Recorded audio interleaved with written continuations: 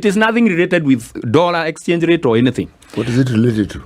It is a boardroom decision, just like fuel cost. Now, let it be a class. FFI is the first area where I think stealing happens. And it's not stealing as per se.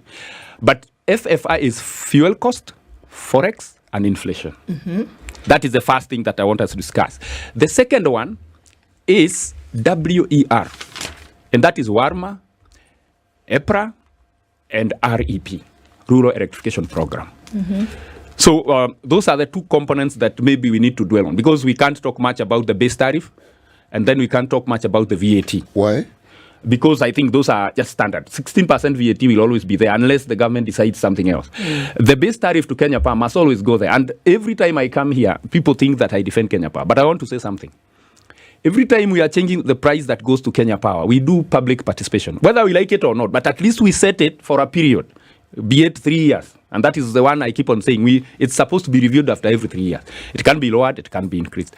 But now, people lose focus on, and let me say, the Kenya Power cost actually is justified when it is paid. For example, now, like we are paying 20.97 for the most expensive tariff. You can be able to see, let me just tell you, for domestic, we are paying 20.97.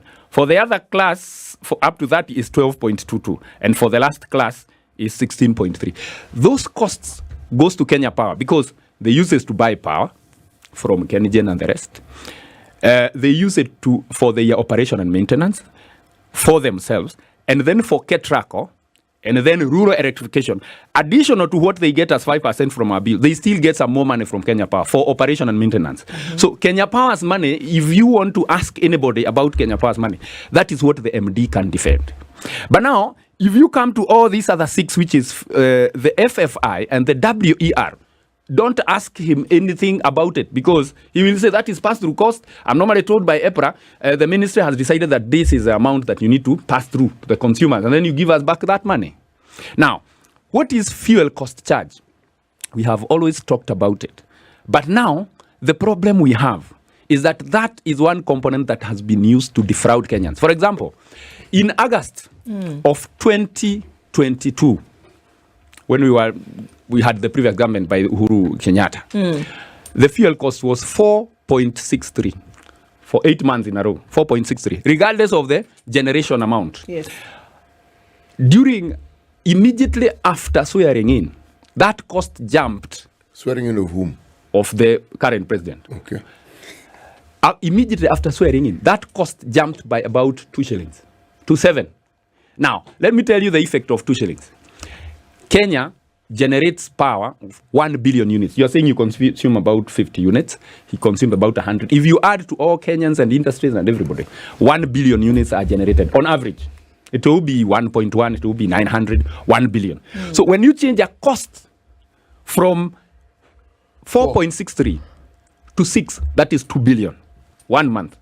Now, please note, before we came to reduce the cost of, before we came to change the cost of power in April, that cost of fuel, you hear Uhuru Kenyatta had maintained it for 8 months at 4.63. In March of 2023, it had reached 8.2 shillings. Okay. How many billions is that? Wait. When the new government came in, the fuel cost was 4.63. So immediately after swearing in, that cost came to 6.79. Now, that is a difference of more than 2 shillings, right? Mm-hmm. So that is 2 billion. Then immediately after that, it came to 7.09. They increased a little bit. By March of 2023, that cost had gone to 8.3. So if you added the FFI, which is the fuel cost, forex, and inflation, the cost was coming to, just during Uhuru Kenyatta's time, it was 5.63. So when the government came in, it was 5.83, sorry. Mm-hmm. When the new government was sworn in, that cost of the three components was pushed to 8.83. So you can see they added 3 shillings. So that is 3 billion. Correct. You are very right. Yeah. Now, from there, they had gone to an extent that by March, the cost of those three components was 11.31.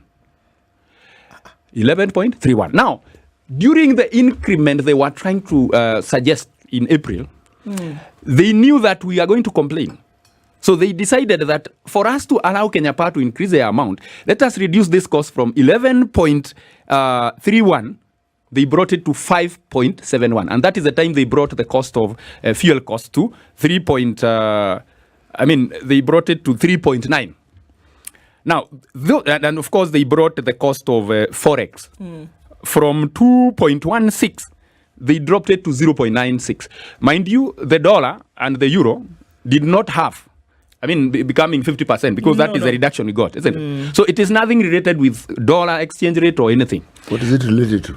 It is a boardroom decision, just like fuel cost. And they say there is a formula. By the way, there is a formula for calculating that. But even the input, even if you ask the Energy Committee in Parliament, they don't know that formula. Nobody confirms. Know there's a formula. Nobody confirms whether that formula is being used. But let me continue and say. And what's the formula based on?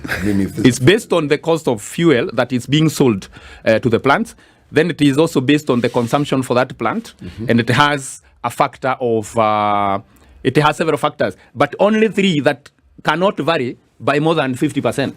Okay. So that formula, if you use it, there is no way you can divert from 3.9 shillings to 8 shillings. There is no way. Is it a formula that other people use elsewhere? Is it something that's... It's a gazetted formula. It may be gazetted as much as they Is it a globalized, standardized formula? Thank you. It is not globalized because each IPP, each PPA or a government, there is a way they tax their energy.